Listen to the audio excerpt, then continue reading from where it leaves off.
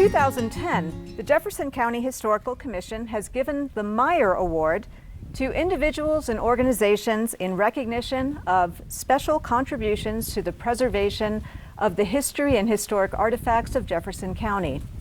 The Meyer Award is named after Norm and Ethel Meyer, who worked tirelessly to preserve structures from Jefferson County's ranching history. And the evidence of their efforts can be seen on Jefferson County Open Space Meyer Ranch Park.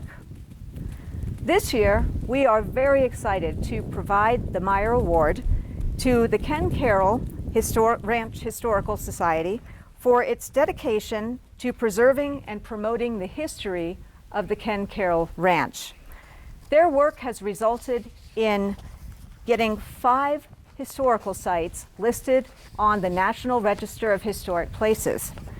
This includes archeological sites, stone structures used by Paleo Indians who migrated through and lived in our area between 5,700 and 1,300 years ago.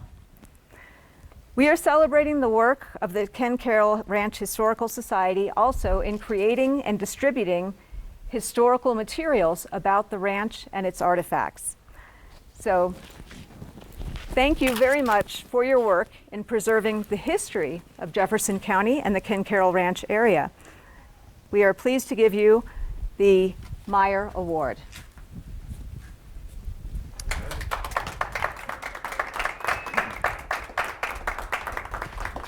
Well, thank you, Lee Catherine. And thanks go to the Jefferson County Historical Commission and to Norm and Ethel Meyer, who instituted this award for the preservation work in Jefferson County. It's very much appreciated. It's appropriate, I think, that we are here in the Bradford-Perley house on Ken Caryl Ranch. And maybe I don't want to say the pandemic was a good thing, but because of the pandemic, we couldn't have the Hall of Fame ceremony there at some other interior location. Bradford-Perley House is very historic here. It's one of those listed on the National Register of Historic Places. That occurred in 2015 and 1997. It was on the Colorado Register of Historic Properties, and it was the work of predecessors from our history committee that did the preservation work, which was completed in 2005. Near here, walking distance, probably only a couple hundred, maybe a little bit more yards, are 2 of those National Register archaeological sites, Bradford Site 2 and Bradford Site 3. So we know that prehistoric people lived here as long as 5,000, somewhat more than that, years ago. And so this was really an important archaeological location, an important place for ancient peoples to live.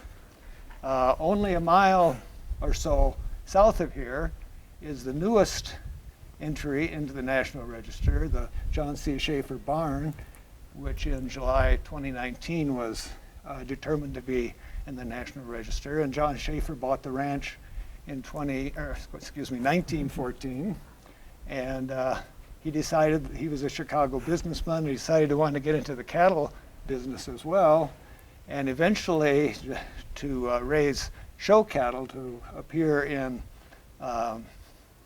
livestock shows throughout the country. Okay.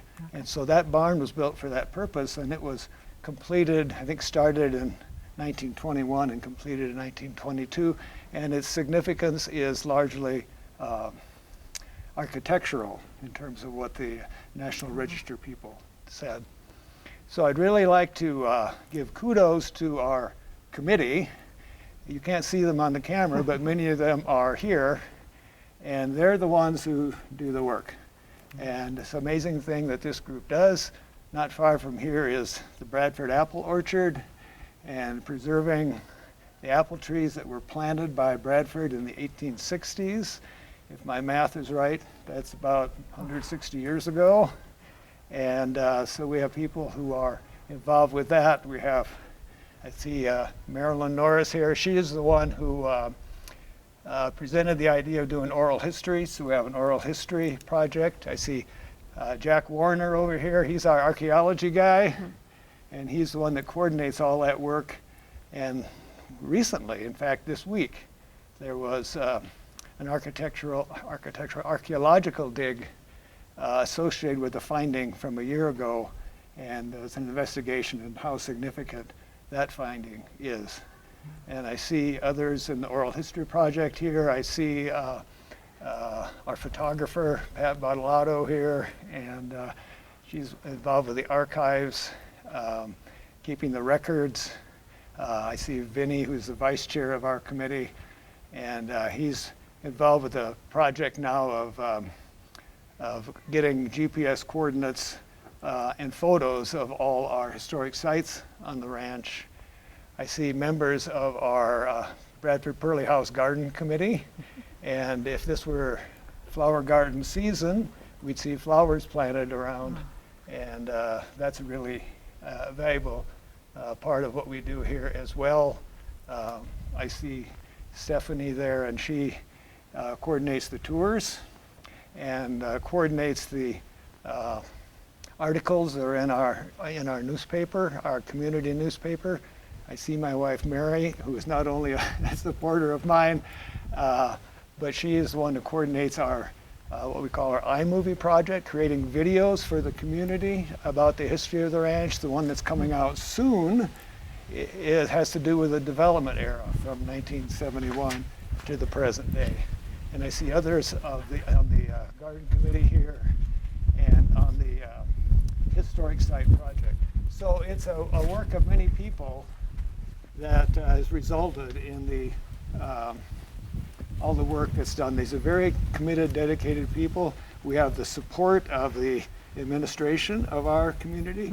I see Scotty Martin here, who's president of the Homeowners Association Board, the MA Association Board, and he's a liaison to our committee. And also he rolls up his sleeves and does some work with us. He was a part of the archeological dig just a couple of days ago. And our executive director is very supportive, as well as the ranger staff who are out on the 10,000 acres that is Ken Caryl Ranch. And they're the ones that can see if things are going on with historic sites, and they tell us about it. They're the ones who help us install the interpretive signs that are around. Excellent. So it's, I don't know who said this first, but it takes a village. It takes lots of folks to make something happen, and this committee has that, and so we're really appreciative. Thank you so much. We appreciate all that you've done to preserve the history of this amazing area. Thank you.